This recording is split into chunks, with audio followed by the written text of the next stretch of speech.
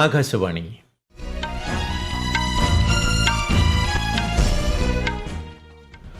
നമസ്കാരം.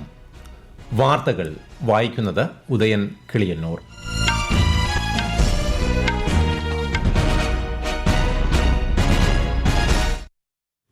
പ്രധാന വാർത്തകൾ. പ്രധാനമന്ത്രി നരേന്ദ്രമോദി നാളെ 3 വന്ദേ ഭാരത് ട്രെയിനുകൾ വീഡിയോ കോൺഫറൻസിലൂടെ ഫ്ളാഗ് ഓഫ് ചെയ്യും. മത്സ്യത്തൊഴിലാളികളുടെ ക്ഷേമത്തിനും സുരക്ഷയ്ക്കും കേന്ദ്ര സർക്കാർ പ്രഥമ പരിഗണനയാണ് നൽകുന്നതെന്നും മേഖലയിൽ സ്ത്രീ പങ്കാളിത്തം വർദ്ധിപ്പിക്കുകയാണ് ലക്ഷ്യമെന്നും പ്രധാനമന്ത്രി. ജനാധിപത്യത്തിന്റെ നെടുംതൂണാണ് മാധ്യമങ്ങളെന്ന് രാജ്യരക്ഷാമന്ത്രി രാജ്നാഥ് സിംഗ്. ഹേമ കമ്മിറ്റി റിപ്പോർട്ടിന്റെ പൂർണ്ണ വിവരങ്ങളടങ്ങിയ പതിപ്പ് ലഭ്യമാക്കണമെന്ന് കേരള ചീഫ് സെക്രട്ടറിയോട് ആവശ്യപ്പെട്ട് ദേശീയ വനിതാ കമ്മീഷൻ. പാരീസ് പാരാലിമ്പിക്സിൽ 1 സ്വർണവും 2 വെങ്കലവും ഉൾപ്പെടെ ഇന്ത്യയ്ക്ക് ഇന്ന് 3 മെഡലുകൾ. വാർത്തകൾ വിശദമായി. സുപ്രീം കോടതിയുടെ 75ാം വാർഷികത്തിന്റെ സ്മരണാർത്ഥം തയ്യാറാക്കിയ സ്റ്റാമ്പും നാണയവും പ്രധാനമന്ത്രി നരേന്ദ്രമോദി നാളെ ന്യൂഡൽഹിയിൽ പുറത്തിറക്കും. ജില്ലാ ജുഡീഷ്യറിയുടെ ദേശീയ സമ്മേളനവും അദ്ദേഹം ഉദ്ഘാടനം ചെയ്യും. സുപ്രീം കോടതി സംഘടിപ്പിക്കുന്ന 2 ദിവസത്തെ സമ്മേളനത്തിൽ അടിസ്ഥാന സൌകര്യങ്ങൾ, ജുഡീഷ്യൽ സുരക്ഷ, കേസുകൾ കൈകാര്യം ചെയ്യൽ, പരിശീലനം എന്നിവ ഉൾപ്പെടെ ചർച്ചയാകും. ചീഫ് ജസ്റ്റിസ്, കേന്ദ്ര നിയമനീതി മന്ത്രി, അറ്റോർണി ജനറൽ തുടങ്ങിയവരും പരിപാടിയിൽ പങ്കെടുക്കും. 3 വന്ദേ ഭാരത് ട്രെയിനുകൾ കൂടി പ്രധാനമന്ത്രി നാളെ വീഡിയോ കോൺഫറൻസിലൂടെ ഫ്ളാഗ് ഓഫ് ചെയ്യും.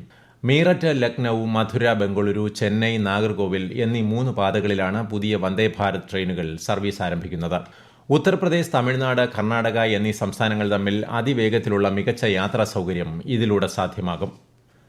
ഗ്രാമ നഗര ഭേദമില്ലാതെ രാജ്യത്ത് എല്ലായിടത്തും 24 മണിക്കൂറും ബാങ്കിംഗ് സേവനങ്ങൾ ലഭ്യമാക്കാനായത് ഫിൻടെക് രംഗത്തെ ഇന്ത്യയുടെ നേട്ടമാണെന്ന് പ്രധാനമന്ത്രി നരേന്ദ്രമോദി. ഇന്ത്യ മുന്നോട്ട് വച്ച UPI പണമിടപാട് സംവിധാനം അന്താരാഷ്ട്ര തലത്തിൽ മാതൃക സൃഷ്ടിച്ചതായും മുംബൈയിൽ ആഗോള ഫിൻടെക് ഫെസ്റ്റിനെ അഭിസംബോധന ചെയ്തുകൊണ്ട് പ്രധാനമന്ത്രി പറഞ്ഞു. മഹാരാഷ്ട്രയിലെ പാൽഘർ ജില്ലയിൽ വധാവൻ തുറമുഖത്തിന്റെ ശിലാസ്ഥാപനം പ്രധാനമന്ത്രി നിർവഹിച്ചു. വിവിധ മത്സ്യബന്ധന പദ്ധതികൾ ഉദ്ഘാടനം ചെയ്ത അദ്ദേഹം മത്സ്യത്തൊഴിലാളികൾക്കുള്ള ട്രാൻസ്പോണ്ടറുകളും കിസാൻ ക്രെഡിറ്റ് കാർഡുകളും വിതരണം ചെയ്തു. രാജ്യത്തിന്റെ തീരദേശങ്ങളിൽ കഴിഞ്ഞ 10 വർഷത്തിനുള്ളിൽ അഭൂതപൂർവമായ വികസനമാണ് ഉണ്ടായതെന്ന് പ്രധാനമന്ത്രി അഭിപ്രായപ്പെട്ടു. വധാവൻ തുറമുഖത്തിന്റെ നിർമ്മാണത്തിന് തുടക്കമിടുന്ന ഈ ദിനം പുരോഗതിയിലേക്കുള്ള ഇന്ത്യയുടെ യാത്രയിൽ ഏറെ നിർണായകമാണ്.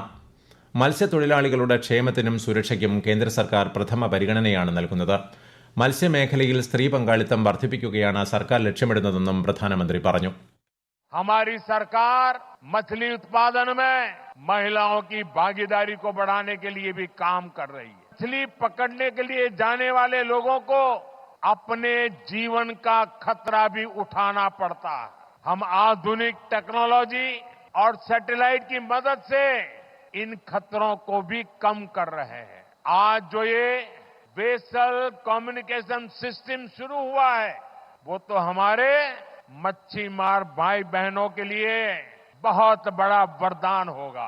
संकट के समय आपका जीवन बचाना सरकार की बहुत बड़ी प्राथमिकता है.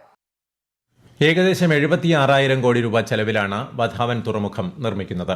1,560 കോടി രൂപയുടെ 218 ഫിഷറീസ് പദ്ധതികളുടെ ഉദ്ഘാടനവും തറക്കല്ലിടലും പ്രധാനമന്ത്രി നിർവഹിച്ചു. കൂടാതെ 364 കോടി രൂപയുടെ ദേശീയ വെസൽ കമ്മ്യൂണിക്കേഷൻ സംവിധാനത്തിനും അദ്ദേഹം തുടക്കം കുറിച്ചു. കേരളത്തിലെ മത്സ്യബന്ധന മേഖലയിൽ അടിസ്ഥാന സൌകര്യ വികസനവും കൂടുതൽ തൊഴിലവസരങ്ങളും ലക്ഷ്യമിട്ട് 5 പദ്ധതികൾക്കും പ്രധാനമന്ത്രി ഇന്ന് ഓൺലൈൻ വഴി തുടക്കം കുറിച്ചു. ആലപ്പുഴയിലെ അർത്തുങ്കൽ മത്സ്യബന്ധന തുറമുഖത്തിന്റെ 3ാം ഘട്ട നിർമ്മാണ ഉദ്ഘാടനം ഇതിൽ ഉൾപ്പെടുന്നു. കോഴിക്കോട് ജില്ലയിലെ കൊയിലാണ്ടി, പുതിയാപ്പ മത്സ്യബന്ധന തുറമുഖങ്ങളുടെ നവീകരണം, പൊന്നാനി ഹാർബർ നവീകരണം, കാസർഗോഡ് മത്സ്യബന്ധന തുറമുഖ വിപുലീകരണം എന്നിവയാണ് മറ്റു പദ്ധതികൾ. കേന്ദ്രമന്ത്രിമാരായ രാജീവ് രഞ്ജൻ സിംഗ്, സർബാനന്ദ സോനോവാൾ, ജോർജ് കുര്യൻ തുടങ്ങിയവർ ഉദ്ഘാടന ചടങ്ങിൽ പങ്കെടുത്തു. നിയമനിർമ്മാണ സഭ, നീതിന്യായ വ്യവസ്ഥ, ഭരണനിർവഹണം തുടങ്ങിയവ പോലെ തന്നെ ജനാധിപത്യത്തിന്റെ നെടുംതൂണാണ് മാധ്യമങ്ങളെന്ന് രാജ്യരക്ഷാമന്ത്രി രാജ്നാഥ് സിംഗ്. തിരുവനന്തപുരത്ത് സ്വകാര്യ മാധ്യമ കോൺക്ലേവ് ഉദ്ഘാടനം ചെയ്യുകയായിരുന്നു അദ്ദേഹം. ഇന്ത്യൻ സമ്പദ് വ്യവസ്ഥ മികച്ച വളർച്ച കൈവരിച്ച് മുന്നേറുകയാണെന്നും പ്രതിരോധ കയറ്റുമതി 2029ഓടെ 50,000 കോടിയിൽ എത്തിക്കുകയാണ് കേന്ദ്ര സർക്കാരിന്റെ ലക്ഷ്യമെന്നും ശ്രീ രാജ്നാഥ് സിംഗ് പറഞ്ഞു. ചടങ്ങിൽ വയനാട് ഉരുൾപൊട്ടലിൽ മരിച്ചവർക്ക് ആദരാഞ്ജലികൾ അർപ്പിച്ച കേന്ദ്രമന്ത്രി വിവിധ സേനാ വിഭാഗങ്ങളുടെ രക്ഷാ ദുരിതാശ്വാസ പ്രവർത്തനങ്ങളെ പ്രശംസിച്ചു. 2 ദിവസത്തെ സന്ദർശനത്തിനായി തിരുവനന്തപുരത്ത് എത്തിയ ശ്രീ രാജ്നാഥ് സിംഗ് ഗവർണർ ആരിഫ് മുഹമ്മദ് ഖാനുമായി രാജ്ഭവനിൽ കൂടിക്കാഴ്ച നടത്തിയ ശേഷമാണ് ഡൽഹിയിലേക്ക് മടങ്ങിയത്. മലയാള സിനിമാ രംഗത്തെ സ്ത്രീകൾ നേരിടുന്ന പ്രശ്നങ്ങൾ സംബന്ധിച്ച ഹേമ കമ്മിറ്റി റിപ്പോർട്ടിന്റെ പൂർണ്ണ വിവരങ്ങൾ അടങ്ങിയ പതിപ്പ് ആവശ്യപ്പെട്ട് ദേശീയ വനിതാ കമ്മീഷൻ. റിപ്പോർട്ടിന്റെ പതിപ്പ് ഒരാഴ്ചയ്ക്കകം ലഭ്യമാക്കണമെന്നാണ് കേരള ചീഫ് സെക്രട്ടറിയോട് ആവശ്യപ്പെട്ടിട്ടുള്ളത്. റിപ്പോർട്ട് പുറത്തു വന്നതിന്റെ പശ്ചാത്തലത്തിൽ വലിയ ആരോപണങ്ങളും പ്രതിഷേധങ്ങളും കേരളത്തിൽ തുടരുകയാണ്. വയനാട്ടിൽ ഉരുൾപൊട്ടലിനെ തുടർന്ന് ക്യാമ്പിൽ കഴിയുന്നവരെ എത്രയും വേഗം വീടുകളിലേക്ക് മാറ്റി താമസിപ്പിക്കണമെന്ന് ഹൈക്കോടതി നിർദ്ദേശം. ക്യാമ്പിൽ നിന്ന് മാറാൻ വിസമ്മതിക്കുന്നവരുടെ കാരണങ്ങൾ പരിശോധിക്കണമെന്നും ഹൈക്കോടതി ഡിവിഷൻ ബെഞ്ച് ആവശ്യപ്പെട്ടു. വയനാട് ഉരുൾപൊട്ടലിൽ സ്വമേധയാ എടുത്ത കേസ് പരിഗണിക്കുകയായിരുന്നു ഹൈക്കോടതി. കൂടുതൽ പരാതി പരിഹാര സെല്ലുകൾ ആരംഭിക്കണമെന്നും കോടതി ആവശ്യപ്പെട്ടു. ഈ വാർത്തകൾ ആകാശവാണിയിൽ നിന്ന്. ആകാശവാണി വാർത്തകളും വാർത്താധിഷ്ഠിത പരിപാടികളും all India radio news Thiruvananthapuram എന്ന യൂട്യൂബ് ചാനലിൽ ലഭ്യമാണ്. കൂടുതൽ വാർത്തകൾക്കായി @AllIndia Radio News തിരുവനന്തപുരം എന്ന ഫേസ്ബുക്ക് പേജും @AERnews_TVM എന്ന എക്സ് ഹാൻഡിലും സന്ദർശിക്കാം. പ്രധാനമന്ത്രി നരേന്ദ്രമോദിയുടെ 3 ദിവസത്തെ ബ്രൂണൈ സിംഗപ്പൂർ സന്ദർശനത്തിന് ചൊവ്വാഴ്ച തുടക്കമാകും. ഒരു ഇന്ത്യൻ പ്രധാനമന്ത്രി ബ്രൂണൈയിൽ നടത്തുന്ന ആദ്യ ഉഭയകക്ഷി സന്ദർശനമാണിത്. ഇന്ത്യയും ബ്രൂണൈയും തമ്മിൽ നയതന്ത്ര ബന്ധം സ്ഥാപിച്ചതിന്റെ 40ാം വാർഷികത്തോടനുബന്ധിച്ചാണ് സന്ദർശനം. തുടർന്ന് ബുധനാഴ്ച പ്രധാനമന്ത്രി സിംഗപ്പൂരിലെത്തും. ഇസ്ലാമാബാദിൽ ഒക്ടോബറിൽ നടക്കുന്ന ഷാങ്ഹായ് സഹകരണ സംഘടനാ യോഗത്തിൽ പങ്കെടുക്കാൻ പ്രധാനമന്ത്രി നരേന്ദ്രമോദിയെ പാകിസ്ഥാൻ ഔദ്യോഗികമായി ക്ഷണിച്ചു. SCO രാഷ്ട്രത്തലവന്മാരുടെ യോഗത്തിലേക്ക് എല്ലാ അംഗരാജ്യങ്ങളിലെ നേതാക്കളെയും ക്ഷണിച്ചതായി പാകിസ്ഥാൻ വിദേശകാര്യ വക്താവ് മുംതാസ് സഹ്റ ബലോച്ച് പറഞ്ഞു. ഇസ്ലാമാബാദിൽ ഒക്ടോബർ 15, 16 തീയതികളിലാണ് യോഗം. ഇന്ത്യ, ചൈന, പാകിസ്ഥാൻ, റഷ്യ തുടങ്ങിയ 9 രാജ്യങ്ങളാണ് SCOയിൽ ഉൾപ്പെടുന്നത്. പാകിസ്ഥാനുമായി നിരന്തരം സംഭാഷണം നടത്തിയിരുന്ന കാലം അവസാനിച്ചെന്ന വിദേശകാര്യമന്ത്രി S. ജയശങ്കർ പാകിസ്ഥാനുമായുള്ള ഇടപെടൽ സംബന്ധിച്ച് ഇന്ത്യ നിഷ്ക്രിയമല്ലെന്നും സംഭവങ്ങൾ അനുകൂലമായാലും പ്രതികൂലമായാലും തക്കതായ പ്രതികരണമുണ്ടാകുമെന്നും അദ്ദേഹം പറഞ്ഞു. ന്യൂഡൽഹിയിൽ പുസ്തക പ്രകാശന ചടങ്ങിൽ സംസാരിക്കുകയായിരുന്നു കേന്ദ്രമന്ത്രി. ബംഗ്ലാദേശിലെ രാഷ്ട്രീയ സാഹചര്യം മാറിയാലും അയൽ രാജ്യമെന്ന നിലയിൽ പരസ്പര താൽപര്യമുള്ള വിഷയങ്ങളിലെ സഹകരണം അതാത് സർക്കാരുകളുമായി തുടരുമെന്നും ശ്രീ ജയശങ്കർ വ്യക്തമാക്കി. അതിർത്തി പ്രദേശങ്ങളിൽ സമാധാനം നിലനിർത്താൻ ഇന്ത്യ ചൈന ധാരണ.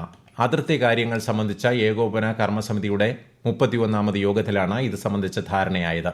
വിദേശകാര്യ മന്ത്രാലയ ജോയിന്റ് സെക്രട്ടറി ഗൌരംഗലാൽ ദാസാണ് ഇന്ത്യൻ സംഘത്തെ നയിച്ചത്. നയതന്ത്ര സൈനിക മേഖലകളിൽ ബന്ധം ശക്തമാക്കാനും ബീജിംഗിൽ നടന്ന യോഗത്തിൽ ഇരു രാജ്യങ്ങളും ധാരണയായി.